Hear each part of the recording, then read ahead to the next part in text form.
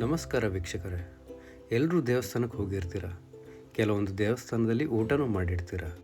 ಊಟದ ಜೊತೆಗೆ ಹೆಸರು ಬೇಳೆ ಪಾಯಸನೂ ತಿಂದಿರ್ತೀರ. ಆದರೆ ಆ ಪಾಯಸ ಹೇಗೆ ಮಾಡೋದು ಅನ್ನೋದು ಕೆಲವರಿಗೆ ಗೊತ್ತಿರಲ್ಲ. ಸೊ ಈ ವಿಡಿಯೋದಲ್ಲಿ ಹೆಸರು ಬೇಳೆ ಪಾಯಸ ಹೇಗೆ ಮಾಡೋದು ಅಂತ ತಿಳ್ಕೊಳ್ಳೋಣ. ಹೆಸರು ಬೇಳೆ ಪಾಯಸಕ್ಕೆ ಬೇಕಾಗಿರೋ ಇಂಗ್ರೀಡಿಯೆಂಟ್ಸ್ನ ನೋಟ್ ಮಾಡ್ಕೊಳ್ಳಿ. 100 ಗ್ರಾಮ್ ಆಗುವಷ್ಟು ಹೆಸರುಬೇಳೆ, ಅದಕ್ಕೆ ಡಬಲ್ ಅಂದರೆ 200 ಗ್ರಾಮ್ ಆಗುವಷ್ಟು ಬೆಲ್ಲ, 1 ಕಪ್ ಆಗುವಷ್ಟು ಕಾಯಿ ಹಾಲು. ಕಾಯಿ ತುರಿನ ಮಿಕ್ಸಿ ಜಾರ್ಗೆ ಹಾಕಿ ಗ್ರೈಂಡ್ ಮಾಡಿ ನೀಟಾಗಿರೋ ಬಟ್ಟೆಯಲ್ಲಿ ಹಿಂಡಿ ಹಾಲು ತೊಗೊಳ್ಬೇಕಾಗುತ್ತೆ. ಸ್ವಲ್ಪ ಗೋಡಂಬಿ ಮತ್ತು ದ್ರಾಕ್ಷಿ. ಸೊ ಬನ್ನಿ ಹೆಸರುಬೇಳೆ ಪಾಯಸನ ಹೇಗೆ ಮಾಡೋದು ಅಂತ ನೋಡ್ಕೊಳ್ಳೋಣ. ಮೊದಲಿಗೆ ಒಂದು ಪಾತ್ರೆಗೆ ಹೆಸರುಬೇಳೆನ ಹಾಕ್ಕೊಂಡು ಚೆನ್ನಾಗಿ ಗೋಲ್ಡನ್ ಬ್ರೌನ್ ಕಲರ್ ಬರೋ ತನಕ ಹುರ್ಕೊಳ್ಳಿ. ಲೋ ಫ್ಲೇಮಲ್ಲೇ ಹುರ್ಕೊಳ್ಬೇಕಾಗುತ್ತೆ.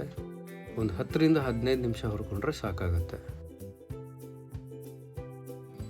ಹುರ್ಕೊಂಡಿರೋ ಹೆಸರು ಬೇಳೆನ ಇನ್ನೊಂದು ಪಾತ್ರೆಗೆ ಶಿಫ್ಟ್ ಮಾಡಿ ಈ ನೀರಲ್ಲಿ ಒಂದು 2ರಿಂದ 3 ಸರ್ತಿ ತೊಳ್ಕೊಳ್ಬೇಕಾಗುತ್ತೆ.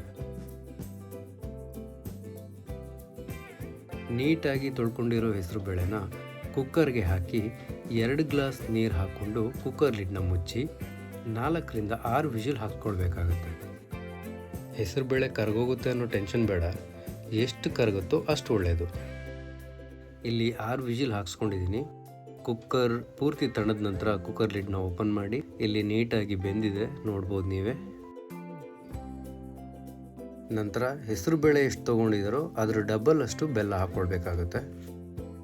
ಬೆಲ್ಲ ಹಾಕಿದ ತಕ್ಷಣ ಬೆಲ್ಲ ಕರಗೋ ತನಕ ಹಾಗೇ ತಿರುಗಿಸ್ತಾ ಇರಿ, ಇಲ್ಲ ಅಂದರೆ ತಳ ಹಿಡಿಯೋ ಚಾನ್ಸಸ್ ಇರುತ್ತೆ.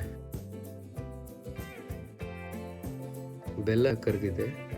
ಬೆಲ್ಲ ಕರಗಿದ ತಕ್ಷಣ ಮಾಡ್ಕೊಂಡಿರೋ ಕಾಯಿ ಹಾಲನ್ನ ಹಾಕ್ಕೊಳ್ಬೇಕಾಗತ್ತೆ. ಕಾಯಿ ಹಾಲು ಹಾಕಿದ ತಕ್ಷಣ ಒಂದು ರೌಂಡ್ ತಿರುಗಿಸ್ಕೊಂಡು 1-2 ಕುದಿ ಬರೋ ತನಕ ವೆಯ್ಟ್ ಮಾಡಬೇಕಾಗುತ್ತೆ. ಪಾಯಸ ಕುದೀತಿರೋ ಟೈಮಲ್ಲಿ ಗೋಡಂಬಿ ದ್ರಾಕ್ಷಿನ ಹುರ್ಕೊಳ್ಳೋಣ. ಒಂದು ಪಾತ್ರೆಗೆ 1ರಿಂದ 2 ಸ್ಪೂನ್ ತುಪ್ಪನ ಹಾಕ್ಕೊಳ್ಳಿ. ನಂತರ ಅದಕ್ಕೆ ಗೋಡಂಬಿ ದ್ರಾಕ್ಷಿನ ಹಾಕ್ಕೊಂಡು ಚೆನ್ನಾಗಿ ಹುರ್ಕೊಳ್ಳಿ. ಗೋಡಂಬಿ ದ್ರಾಕ್ಷಿ ಹುರಿದಾದ ನಂತರ ರೆಡಿಯಾಗಿರೋ ಪಾಯಸಗೆ ಹಾಕ್ಕೊಳ್ಳಿ. ಇಷ್ಟೇ ವೀಕ್ಷಕರೇ, ರುಚಿಯಾಗಿರುವ ದೇವಸ್ಥಾನ ಶೈಲಿಯ ಹೆಸರುಬೇಳೆ ಪಾಯಸ ರೆಡಿಯಾಗಿದೆ. ಇವಾಗ ಸರ್ವ್ ಮಾಡ್ಕೊಳ್ಳೋಣ. ಪಾಯಸದ ಮೇಲೆ 1-2 ಸ್ಪೂನ್ ತುಪ್ಪ ಹಾಕ್ಕೊಂಡು ತಿಂದ್ರಂತೂ ನೆಕ್ಸ್ಟ್ ಲೆವೆಲ್. ಆದಷ್ಟು ಬೇಗ ಈ ರೆಸಿಪಿನ ನೀವು ಮನೇಲಿ ಮಾಡಿ ತಿನ್ನಿ. ಹೇಗಾಗಿದೆ ಅನ್ನೋದನ್ನು ಕಮೆಂಟ್ಸ್ ಮೂಲಕ ತಿಳಿಸ್ಕೊಡಿ.